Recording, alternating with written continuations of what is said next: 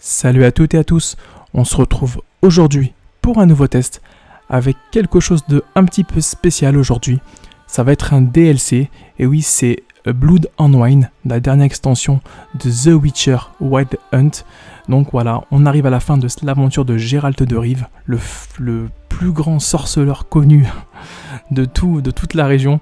Et voilà, donc on va revenir un petit peu sur l'extension Blood and Wine. Donc je vais vous faire un récapitulatif de tout ce qu'il y a dedans. Et je vais vous parler un petit peu du jeu The Witcher Wild Hunt, qui est pour moi une grosse référence en RPG. Donc pour moi c'était vraiment très clairement mon GOTY de 2015. Ce jeu franchement je l'ai surkiffé. Et pour moi c'était mon GOTY, je le répète, mais voilà. C'était vraiment un jeu à faire et à refaire. Franchement pour ceux qui ne l'ont pas fait, franchement il faut vraiment le faire parce que c'est juste une tuerie. Alors The Witcher en gros on incarne Geralt de Rive, on est un sorceleur, on parcourt les régions et on a plein de quêtes à faire. Je vais pas trop spoiler l'histoire pour ceux qui ne l'ont pas fait, mais c'est juste une tuerie. Il y a pas mal d'aventures, il y a pas mal de missions, les graphismes franchement ils sont somptueux, il y a des scénarios, les trames scénaristiques ils sont super vraiment bien travaillés, il n'y a rien à redire. Et donc la durée de vie franchement est vraiment énorme. Les personnages sont vraiment charismatiques et très attachants, comme Geralt de Rive, comme Jaskier, comme Vesemir. Il y avait qui encore? Il y avait Ciri, il y avait Yennefer, enfin voilà. Beaucoup de personnages très charismatiques, et bien sûr Geralt de Rive vraiment très aussi, enfin avec beaucoup de caractère, toujours très classe. Et franchement, je trouve que CD Projekt, le studio polonais, pour ceux qui ne le savent pas, c'est un studio polonais qui a fait The Witcher, même les anciens, qui étaient sur PC déjà, qui demandaient déjà une grosse RAM. Et bah franchement, on peut leur tirer franchement le chapeau, parce que comme on dit, notre chapeau plutôt, parce que franchement c'est un truc de malade. Ils ont vraiment fait le taf, et pour ça franchement je leur remercie. Et je crois qu'ils ont vraiment clôturé avec brio cette extension Blood and Wine qui est juste magique. C'est vrai qu'ils avaient annoncé que Blood and Wine ça allait être encore 10 fois mieux que le jeu, on va dire en général. Mais je peux vous dire que c'est, pour moi le jeu en fait en entier déjà c'est juste une bombe. Alors là, Blood and Wine et Hearthstone, la première extension qui était sortie, franchement c'était vraiment une tuerie. En plus avec des personnages aussi dans la première extension Hearthstone avec Gunther de Moray, Olgierd, enfin voilà, beaucoup de personnages. Et c'est vrai que les histoires sont vraiment très attachantes. Même la petite quête secondaire, franchement, elle est super bien travaillée. Franchement, voilà, c'est un des seuls RPG que j'ai vu dans le jeu vidéo qui est vraiment comme ça, quoi. Donc l'univers de The Witcher, je rappelle, c'est du Heroic Fantasy, pour ceux qui ne le connaissent pas. Donc voilà, c'est vraiment du Heroic Fantasy, mais pas lourdingue, c'est vraiment très bien écrit, très bien fait. Et franchement, le jeu est vraiment il est vraiment plus qu'attachant. Voilà pour The Witcher. Franchement, faites-le pour ceux qui ne l'ont pas fait, c'est vraiment une grosse tuerie. Donc on va passer à la dernière extension, donc Blood and Wine, qui est, on va dire, la conclusion de l'aventure de Geralt de Rive.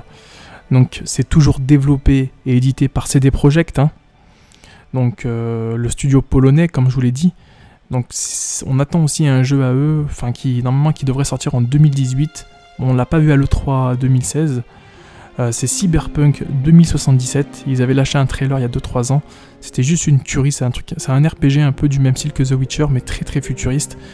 On n'a pas plus d'infos dessus, mais j'espère que si c'est ils ont dit que ça va être encore pire que The Witcher, alors j'imagine pas la bombe que ça va être. Enfin, je croise les doigts, franchement, je l'attends avec impatience.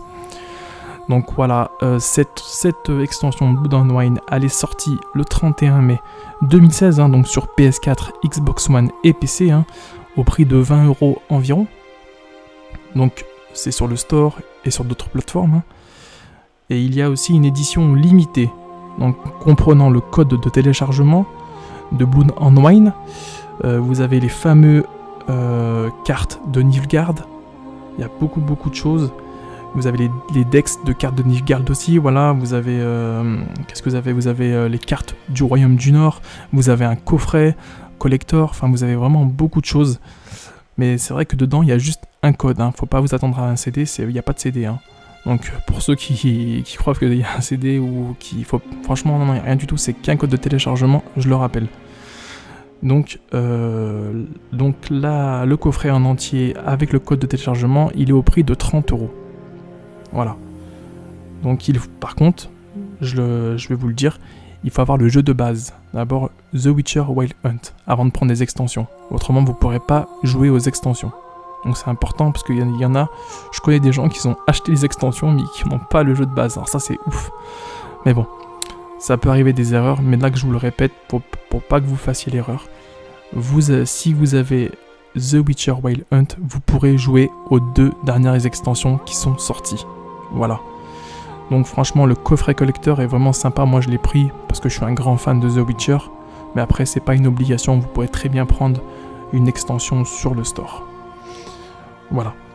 Donc au niveau du style de jeu, donc on est dans du action RPG, hein, donc Heroic Fantasy et exploration et jeu de rôle.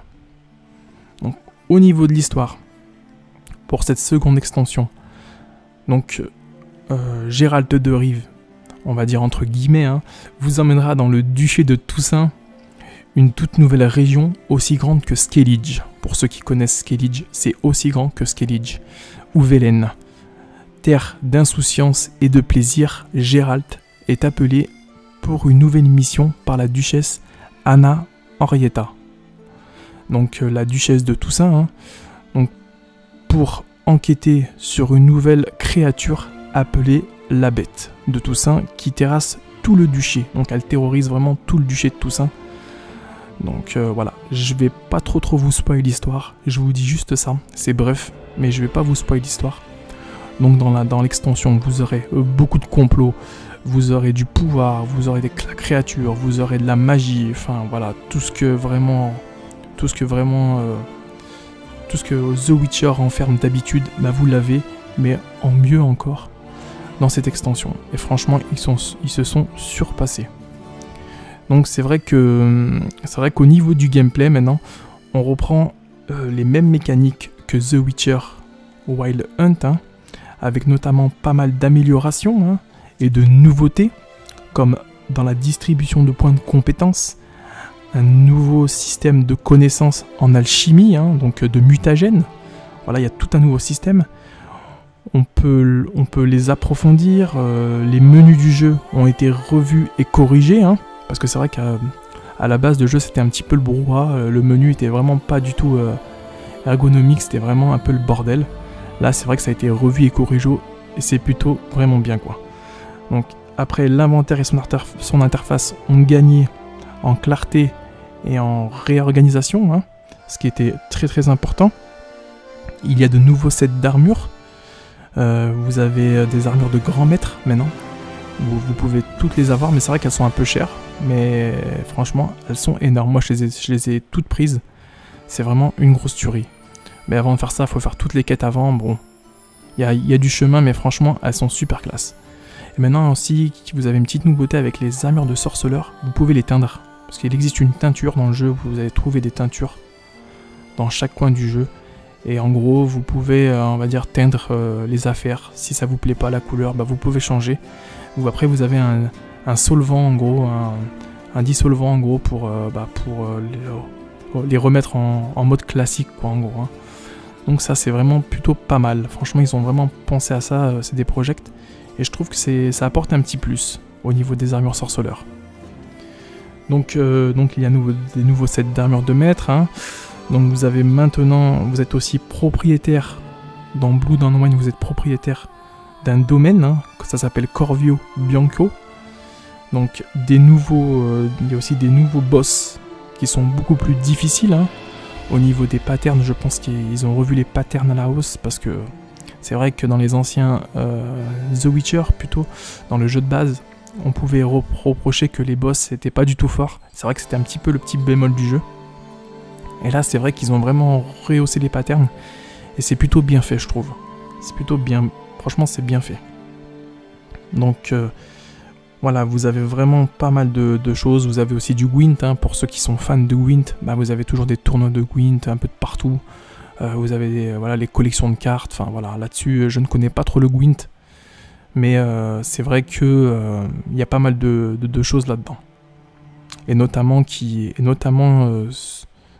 le prochain jeu de CD Projekt qui va sortir, ça sera sur le Gwent, parce que ça a tellement cartonné, bah ils en ont fait un jeu vraiment de cartes avec multijoueur, parce que c'est ce qui a été annoncé à l'E3 2016 pour la on va dire pour la conférence. Je crois que c'était la conférence, il me semble. Je crois que c'était Bethesda, mais je suis pas sûr. Enfin, c'était une des conférences comme ça, mais il y a un jeu de Gwent qui arrive. Ça, c'est obligé. Ça s'appelle Gwent, il me semble. Voilà, donc dedans, vous allez jouer une nouvelle faction qui s'appelle Skellige. Elle est plutôt forte. Et endurante. Donc voilà, elle vous fera gagner beaucoup de bonus aussi.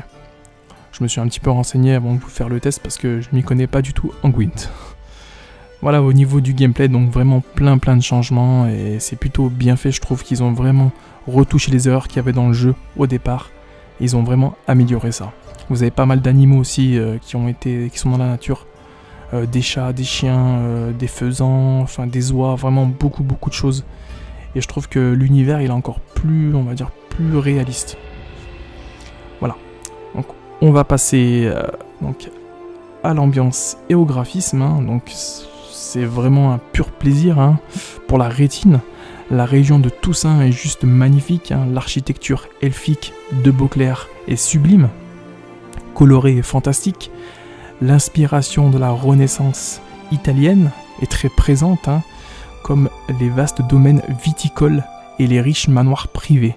C'est très ensoleillé et paisible à souhait. C'est vrai qu'on est vraiment dans une ambiance très pur plaisir, très vignoble, très viticole, très coloré, très Renaissance aussi, comme je vous l'ai dit. C'est vraiment très classe. Et franchement, c'est ce qui manquait un petit. Ça change complètement de Velen. Enfin, vraiment des trucs genre Velen, Skellige. Surtout Velen qui était vraiment très sombre. Et là, franchement, je trouve qu'ils ont vraiment su emmener cette époque un petit peu Renaissance italienne. Et c'est tout à fait bien retranscrit de jeu. Et c'est juste une tuerie pour les yeux.